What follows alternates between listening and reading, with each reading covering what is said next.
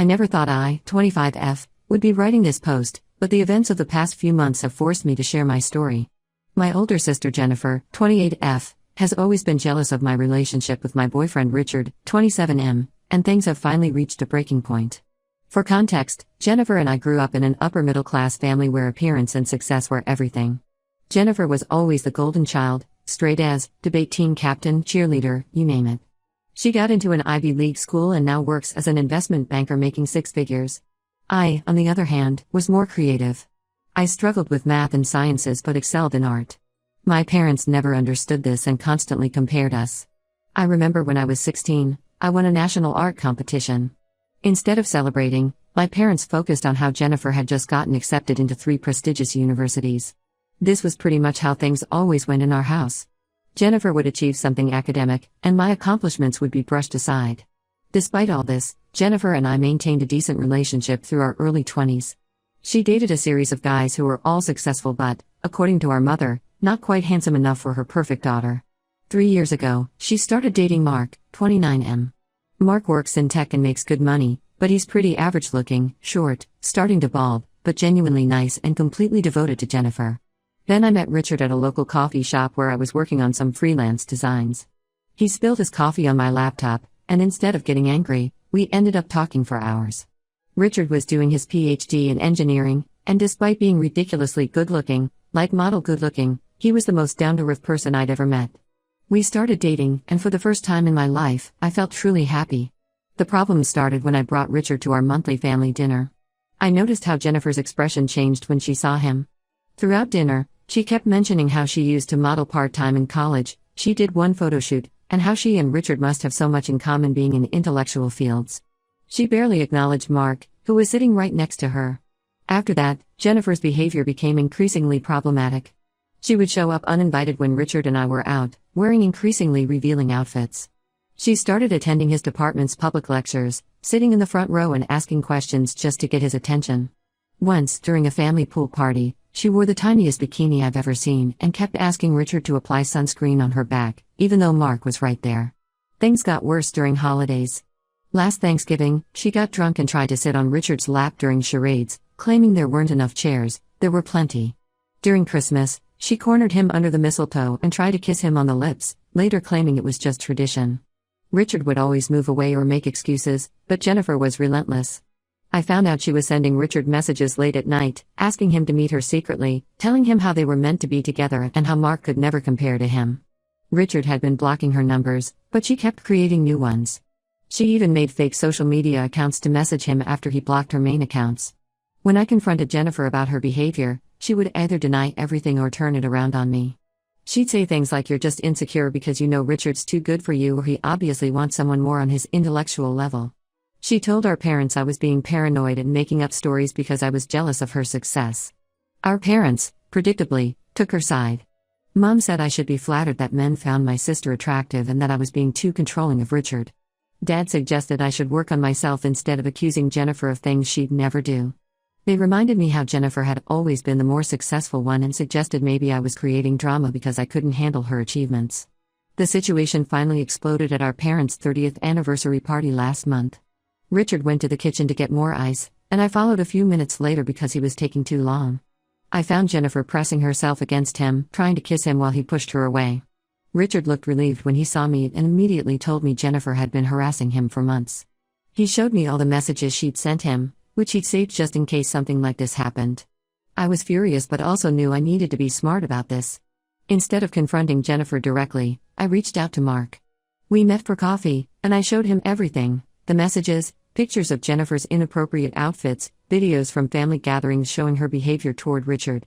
Mark was devastated but admitted he'd had suspicions.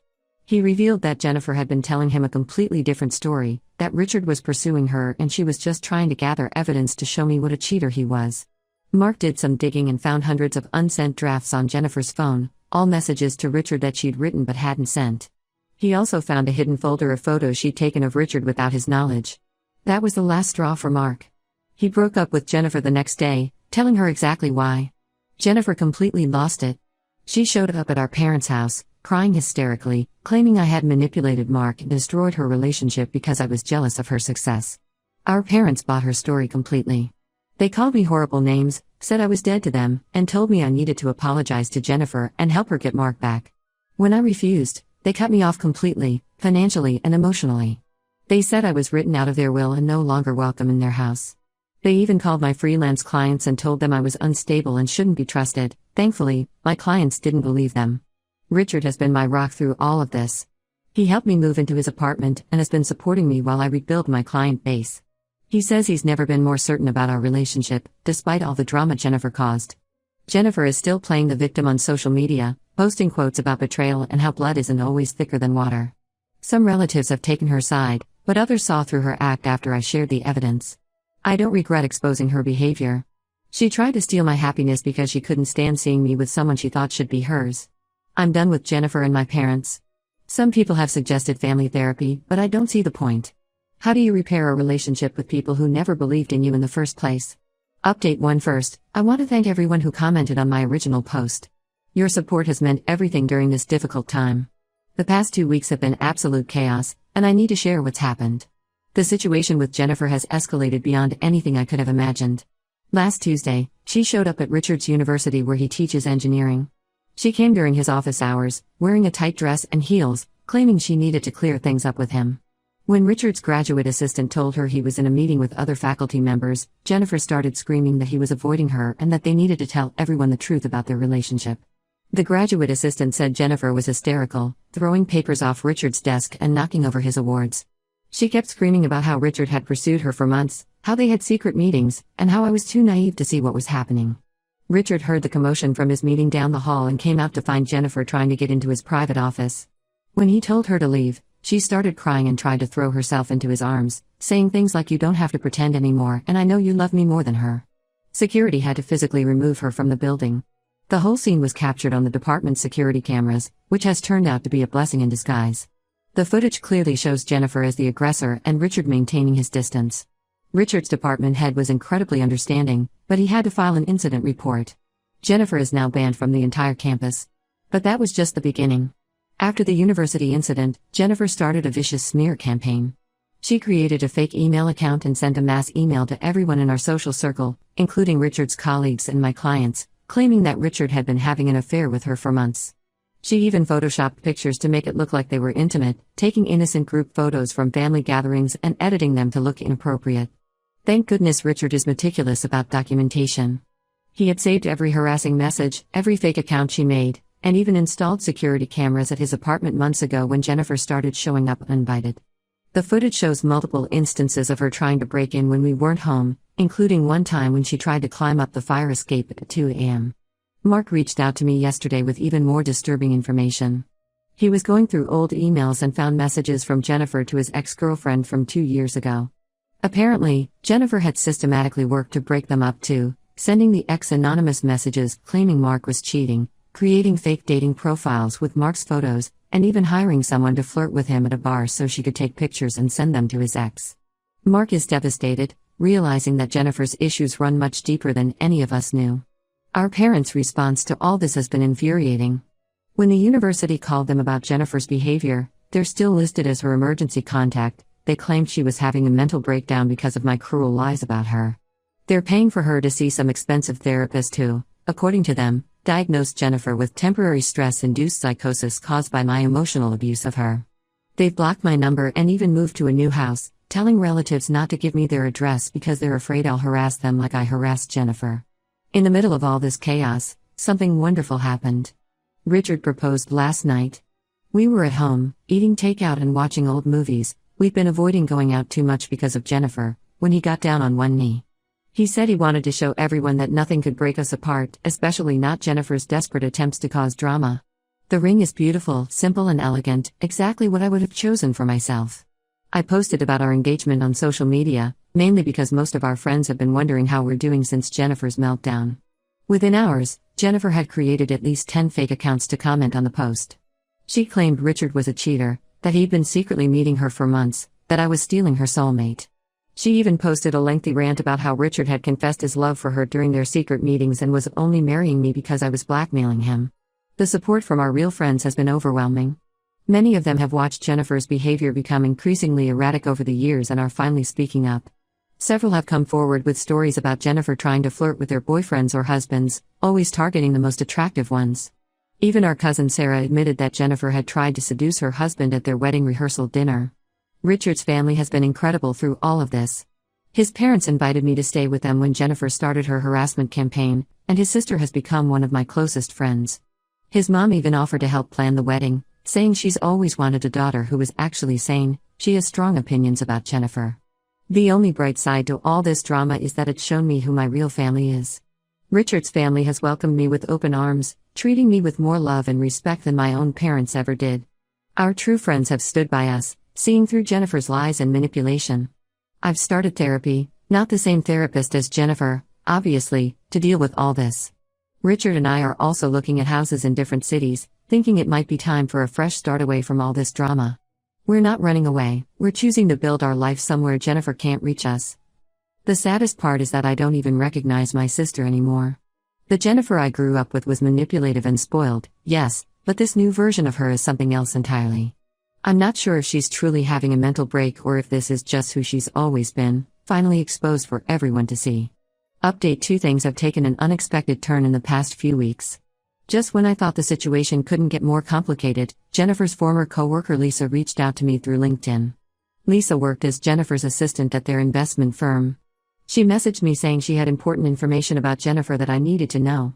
We met at a coffee shop far from Jennifer's usual haunts, and what Lisa told me left me stunned.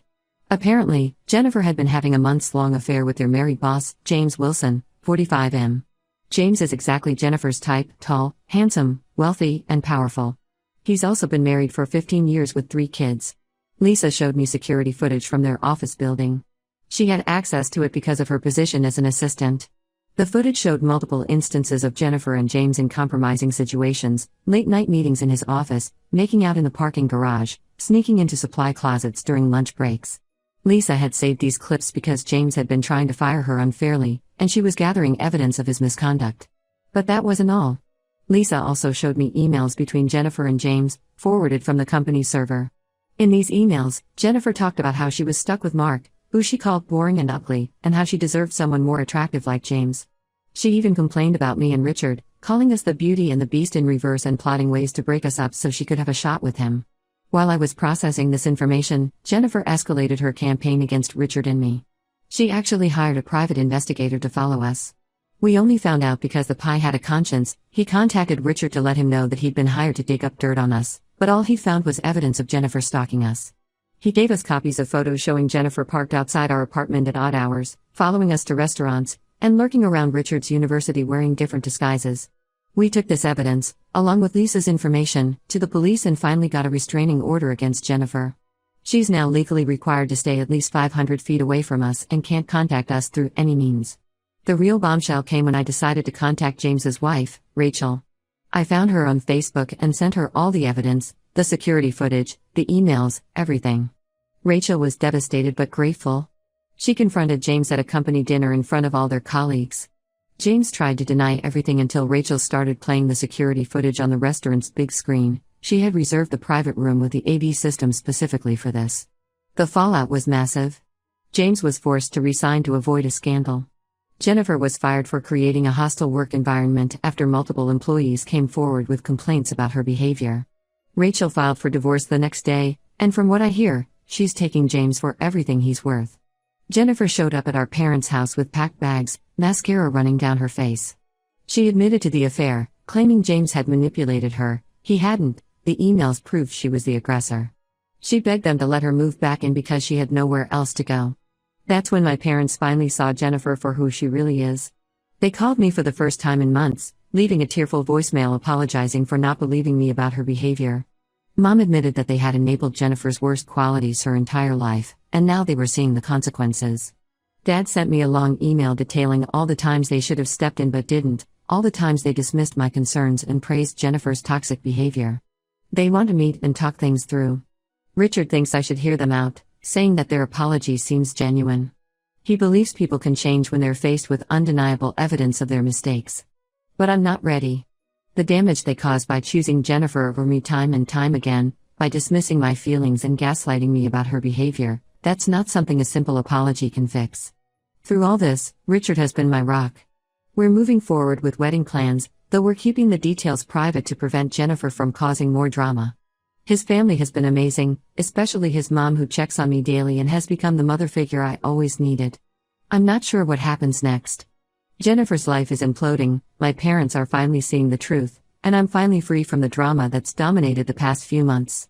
Part of me feels vindicated, but mostly I just feel sad for the family relationship I never really had. Richard says I should take time to process everything before making any decisions about my relationship with my parents.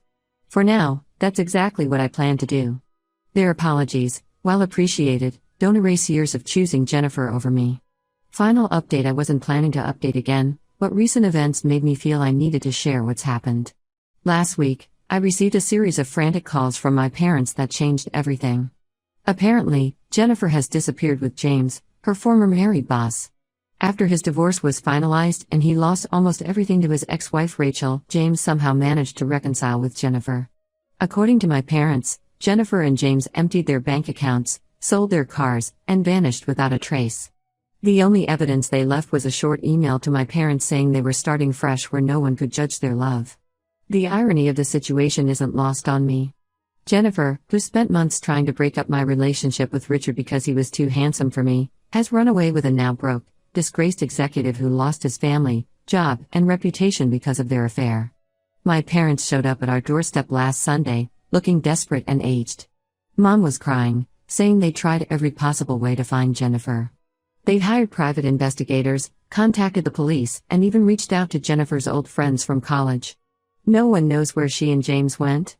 Dad kept saying they were worried James might be manipulating her, conveniently forgetting how Jennifer was always the manipulator in every situation. They begged me to help find Jennifer, saying I was good with computers, I'm a graphic designer, not a hacker, and might be able to track her down. They even suggested I ask Richard to use his university connections to help locate her. When I refused, Mom broke down completely, saying they couldn't lose both daughters. I reminded them that they'd already lost me, the day they chose to believe Jennifer's lies and kicked me out of their lives. I reminded them of every time they dismissed my feelings, every time they enabled Jennifer's behavior, every time they made me feel less than her. Dad tried to interrupt with more apologies, but I wasn't finished. I told them about all the therapy sessions I needed to deal with their favoritism, all the nights I cried wondering why my parents couldn't love me as much as they loved Jennifer. Richard and I have built a beautiful life together. We got married 6 months ago in an intimate beach ceremony, surrounded by his loving family and our true friends. My parents weren't invited, that was my choice. Richard's mom walked me down the aisle, and it felt more right than having my father do it ever would have. My freelance business has taken off. I'm now earning more than I ever did before, with clients who value my work. Richard got tenured at his university, and we bought a lovely house in a quiet neighborhood 3 states away from my family. We're even talking about starting a family of our own. Last month, when my parents showed up unannounced for the second time, I didn't even open the door. I watched through the security camera as they left the letter begging for my help in finding Jennifer. I took the letter straight to our fire pit that evening. Some might think I'm being cruel, but I finally found peace in my life. I no longer jump when my phone rings or worry about running into Jennifer at local stores. I don't have to deal with my parents' constant comparisons or feel like I'm not good enough. Richard sometimes asks if I miss them, and honestly, I miss the family I wish they were, not the family they actually were. I miss the sister who could have been my best friend, not the jealous woman who tried to steal my happiness. I miss the parents who could have loved me for who I am, not the ones who only saw me in Jennifer's shadow. Yesterday, I got an anonymous email, probably from Jennifer, with just 2 words, I'm happy. I deleted it without responding. Her happiness is no longer my concern, just as my happiness is no longer any of their business. Sometimes the best family is the one you choose, and I've chosen a life without their drama. For those wondering, yes, I've heard the rumors that Jennifer and James were spotted in Mexico. No, I haven't passed this information to my parents. Some chapters of our lives need to stay closed, and this is one of them.